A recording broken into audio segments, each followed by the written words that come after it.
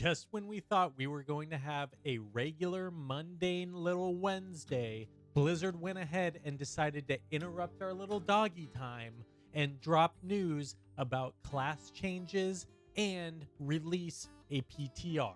Not just a PTR, but the very first PTR of Season of Discovery. So we had to check out the changes and we had to hop on, and I'm here to tell you exactly what you need to know about the changes that Paladins are going through getting to level 60. First, the next rune that we will most likely be using is Shield of Righteousness. You put this on your cloak. It does single target holy damage every 6 seconds by bashing with your shield. However, as it currently stands, it doesn't do enough damage to be worth anything.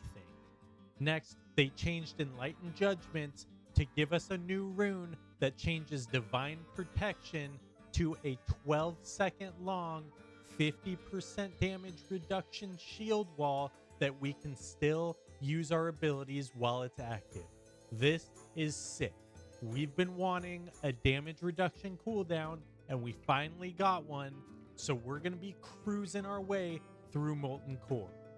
They also made Exorcist a baseline passive ability, so Exorcism can now be cast on any mob, and there's no longer a rune that you have to put on your pants, which means Avenger's Shield is back, baby. We just have to do something about that 30-second cooldown. They made changes to Aegis. Long story short, the rivalry between Aegis and Redoubt no longer exists because you now have to take Redoubt in order for Aegis to even function properly.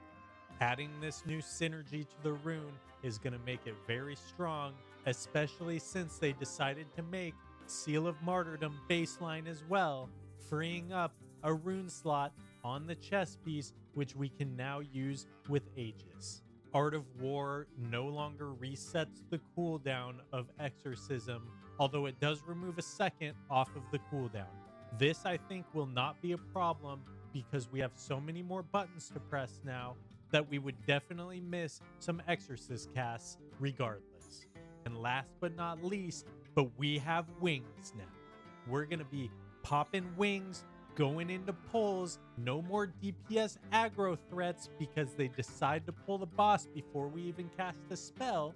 We're going to be pumping 20% extra damage into the boss at pull, establishing threat that nobody's even going to touch without a taunt.